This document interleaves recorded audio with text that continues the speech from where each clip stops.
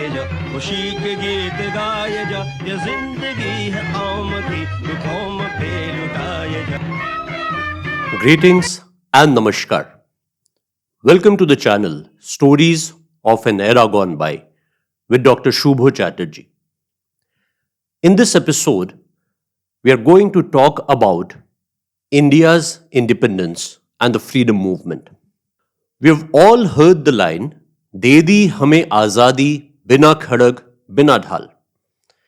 They say India won her independence through peace and non-violence, without sword, without shield. But what if I say that's only a part of the story? In 1956, the man who signed India's Independence Act, British Prime Minister Clement Attlee, visited Calcutta. He stayed at the Raj Bhavan with the Chief Justice of Calcutta High Court and acting Governor Justice P.B. Chakrabarti. Years later, in a letter dated 30 March 1976, Justice Chakrabarti recalled their conversation, and I quote, "My direct question to Attlee was, since Gandhi's Quit India movement had tapered off quite some time ago, and in 1947, no such new compelling situation had arisen that would necessitate a hasty British departure. Why did they have to leave?" In his reply, Attlee cited several reasons, the main among them being the erosion of loyalty to the British Crown among the Indian Army and Navy personnel as a result of the military activities of Netaji. Chakrabarti said, "Towards the end of our discussion, I asked Attlee what was the extent of Gandhi's influence upon the British decision to leave India. Hearing this question, Attlee's lips became twisted in a sarcastic smile as he slowly chewed out the word minimal.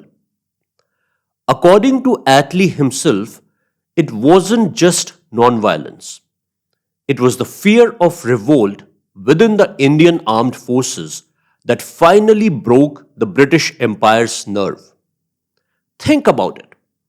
A British leader, not an Indian patriot, admitting that non-violence wasn't the main reason for India's freedom, that it was the fear of rebellion within the armed forces, inspired by the INA, that finally compelled the British to leave India.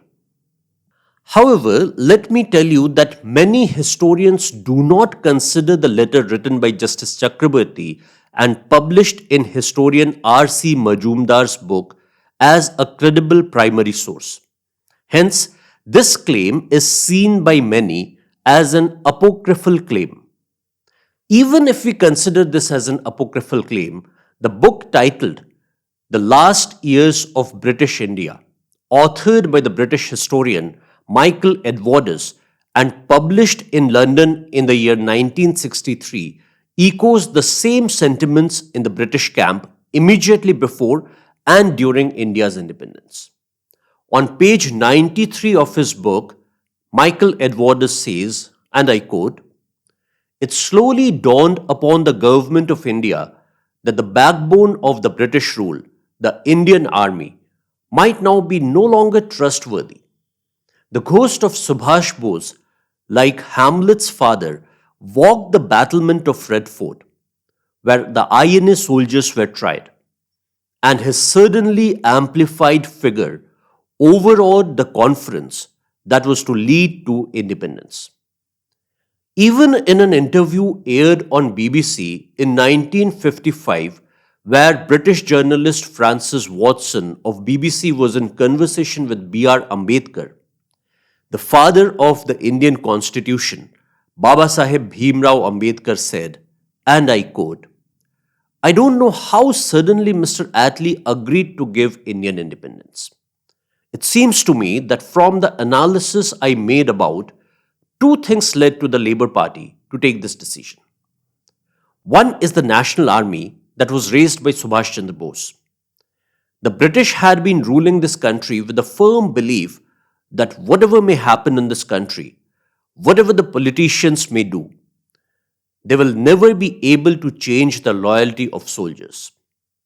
That was one prop on which they were carrying on the administration.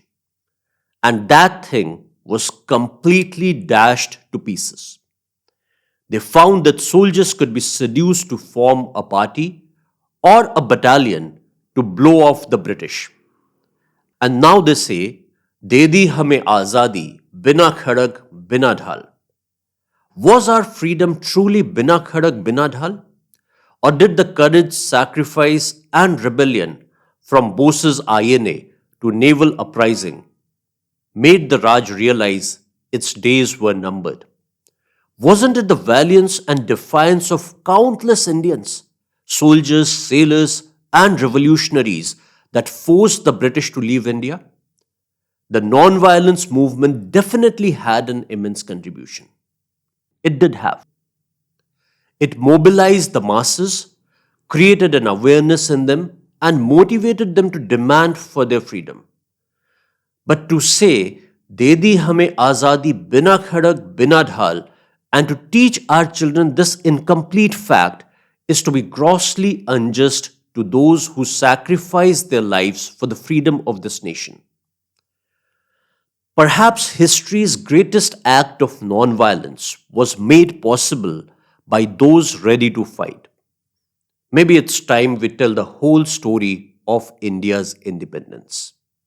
History isn't always what we are told. It is what we must rediscover. Thank you for being with me in this episode. If you found this episode interesting, I would request you to kindly like this episode. I would also request you to kindly subscribe to this channel and share it. In the next episode, I'm going to come up with another interesting story from the era gone by. Thank you so much. बढ़ाए जा खुशी के गीत गाए जा ये जिंदगी है आम की दुखों में पे लुटाए जा